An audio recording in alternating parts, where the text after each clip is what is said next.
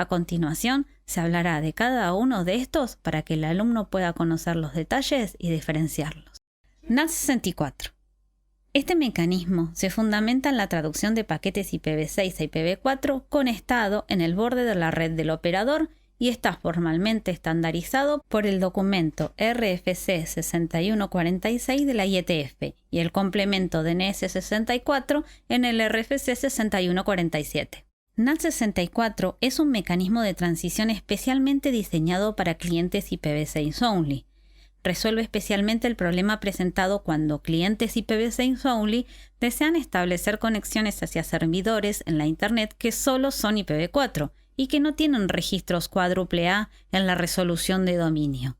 Por ejemplo, si un host IPv6 only desea conectarse al sitio www.example.net y este nombre de dominio solo tiene registro A, fallará al intentar establecer la conexión. Esto debido a que como es IPv6 only no sabría cómo establecer conexiones hacia IPv4.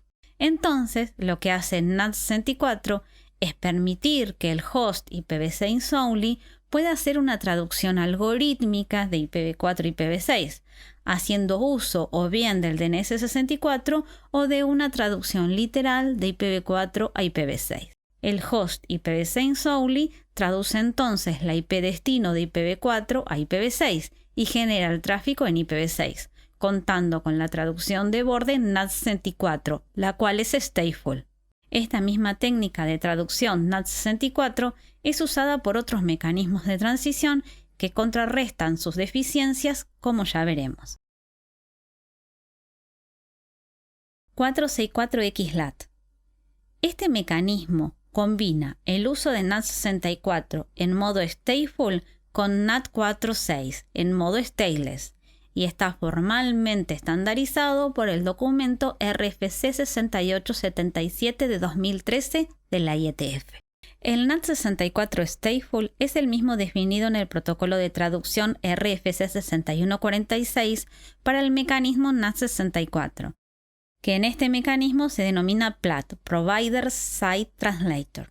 A su vez, hay una traducción de IPv4 a IPv6 que puede estar ubicada en el CPE o red del cliente IPv6 denominado CLAT.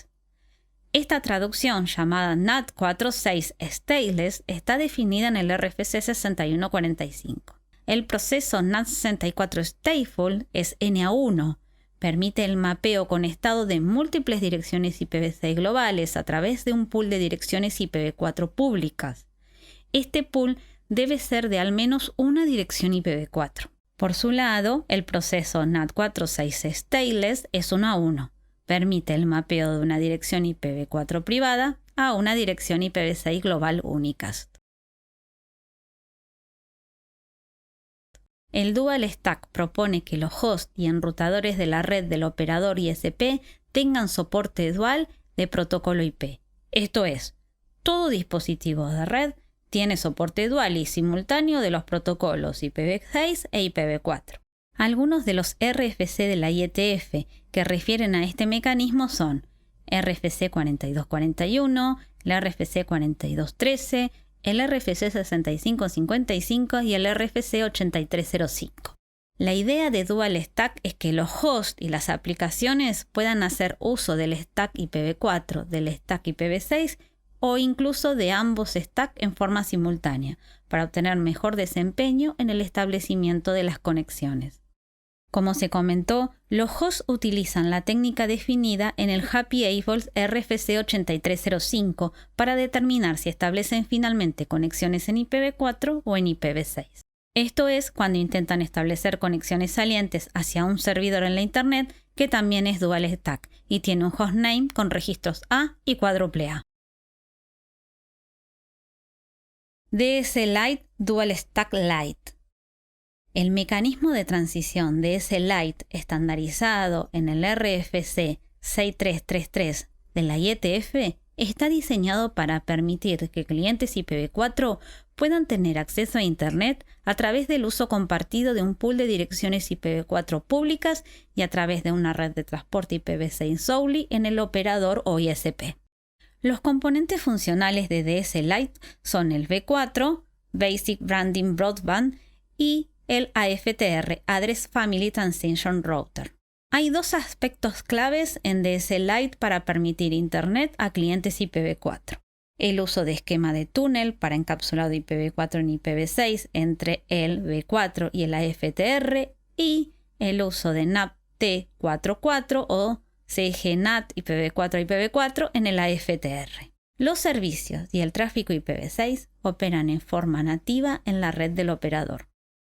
Como la red del operador es IPv6 only, la red entre todos los V4 y los AFTR no tienen limitaciones de direccionamiento y no se requieren técnicas adicionales de overlapping, como sí se requeriría en IPv4. La funcionalidad V4 se ubica dentro de la unidad CPE del abonado. Este CPE tendrá IPv4 en el lado LAN hacia los clientes IPv4 con direccionamiento privado según la RFC 1918 para redes conectadas o enrutadas. La interfaz WAN del CPE V4 es IPv6 only y permite la comunicación y el enrutamiento del tráfico IPv6 hacia el AFTR. El CPE V4 encapsula todo el tráfico IPv4 usando túnel IPv4 IPv6 y enviándola hacia el AFTR y viceversa. El CPE V4 debe ser provisto con la dirección IPv6 de la AFTR, la cual se puede obtener por varios métodos, manual, vía DHCP-V6 Option u otros. Por su lado, la funcionalidad AFTR puede estar ubicado en un enrutador de borde de la red del ISP. El AFTR debe tener al menos dos interfaces. Una interfaz del lado IPv6 hacia la red del operador para comunicación con todos los CPE V4. Una interfaz WAN hacia el Internet IPv4. El AFTR recibe el tráfico IPv6 con IPv4 encapsulado, desencapsula y extrae el tráfico IPv4 del túnel y procede a hacer el NAP T44 Stateful. Para el NAP T44 Stateful, el AFTR hace uso del pool de direcciones IPv4 públicas asignadas a la interfaz WANs, que debe contener al menos una dirección IPv4. El W406 es una extensión de DS Lite moviendo la función de NAP T44 al lado del cliente del túnel IPv4 IPv6 y se encuentra estandarizado en el documento RFC 7596. Los componentes funcionales en el W406 se llaman LWV4 y LWAFTR. En DS Lite, el NAP T44 del RFC 3022 está centralizado en el AFTR. Esta función está completamente basada en estado. El W406 soluciona el inconveniente de DS Lite de exceso de carga de procesamiento requerido para el CGNAT y el login, haciendo que el NAP T44 sea ahora distribuido a nivel de los CPE. De este modo, en el LWAFTR se disminuye de manera significativa la información de estado, ya que se pasa de un modelo per flow a un modelo per subscriber. Es decir, ya no se requiere un CGNAT en el LWAFTR. Por otro lado, con LW406, al delegar y distribuir el proceso de NAP T44 a los LWV4, es posible que los CPE puedan compartir el uso de direcciones IPv4 públicas. Esto se hace asignando a cada CPE LWV4 un set restringido de puertos para las conexiones TCP y UDP. Este esquema en LW406 es conocido como Address Sharing. En él se limita de manera especial el tráfico ICMP-V4 desde el LWV4 hacia la Internet. Todos los demás aspectos técnicos de la operación LW406 se mantienen con respecto al mecanismo DS Lite del cual se deriva. MAP-E y MAP-T. Los mecanismos de transición MAP tienen como objetivo habilitar la comunicación de clientes IPv4 a través de una red de transporte IPv6 only para conectarse a la Internet IPv4, haciendo uso de un esquema de mapping de direcciones IPv4 y puertos TCP y UDP sobre IPv6. Hay dos variantes de MAP, MAP-E, definido en el RFC 7597, y basado en encapsulado de IPv4 sobre IPv6 y mapping de IPv4 y puertos a IPv6 y viceversa. MAP-T, definido en el RFC 7599 y basado en traducción de IPv4 y puertos a IPv6 y viceversa. Los componentes funcionales de MAP son MAP-CE, ubicado del lado del cliente en el CPE, MAP-BR, ubicado en la red del operador en el borde hacia la Internet IPv4. El mecanismo MAP-E usa un encapsulado de IPv4 en IPv6 entre el MAP-CE y el MAP-BR. Por su lado, el MAP-T mantiene la estructura funcional de MAP-E, pero no usando encapsulado. En su lugar, usa traducción 4 a 6 en el CE y de 6 a 4 en el BR. Ambos basan su operación en el mapeo de IPv4 y puertos TCP y UDP en direcciones IPv6. SID-DC define un modelo de despliegue de red para permitir que redes legacy IPv4 only puedan establecer conexiones hacia y desde redes IPv6 only, es decir, permitir conexiones entre redes IPv4 e IPv6 single stack. De esta forma, el mecanismo SID-DC facilita el despliegue de infraestructura de red IPv6 only como data centers, servidores y redes LAN. SID-DC fue diseñado especialmente para el despliegue de escenarios de data centers IPv6 only a nivel de los operadores de red, la solución eficiente frente al agotamiento de las direcciones IPv4 públicas, evitar la complejidad y la ineficiencia en el despliegue de escenarios dual stack y pensar más bien en la opción single stack.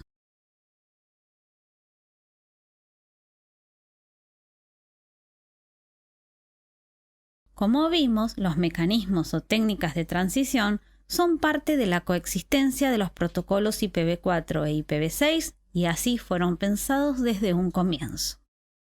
Si bien los primeros mecanismos de transición estaban enfocados en transportar tráfico IPv6 sobre redes mayormente IPv4, en los últimos años esa perspectiva ha cambiado, pues hay un gran despliegue de IPv6 a nivel mundial.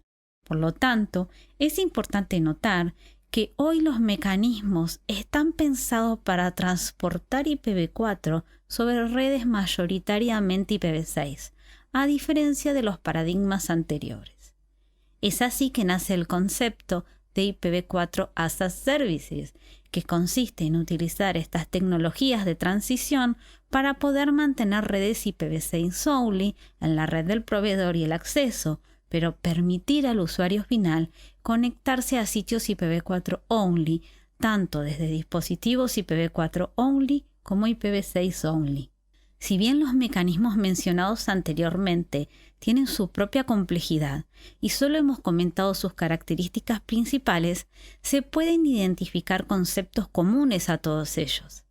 En todos los casos, el tráfico IPv6 fluye de forma nativa, es decir, no pasa por los equipos de traducción o encapsulado. En cambio, el tráfico IPv4 puede pasar por los dispositivos que hacen traducción o encapsulado.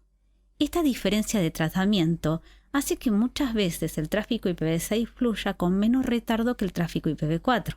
En cuanto al borde de la red, el proveedor puede optar por tecnologías que usan traducción como NAT44 para convertir direcciones IPv4 privadas en IPv4 públicas, por ejemplo 464XLAT, DS-Lite o NAT64, o como es el caso de MAP-T o MAP-E, por una técnica de compartición de direcciones IPv4 distribuyendo el rango de puertos por cliente. En algunos de los mecanismos, el NAT44 se traslada del borde de la red al equipo del cliente, evitando mantener información de estado de conexiones en un equipo central del proveedor, como es el ejemplo de LW406. Hemos llegado al final del tema Mecanismos de transición, y con este módulo concluimos el curso de IPv6 básico. Esperamos haber cumplido con sus expectativas. El próximo paso será el examen final. Hasta el próximo curso de Campus LACNIC.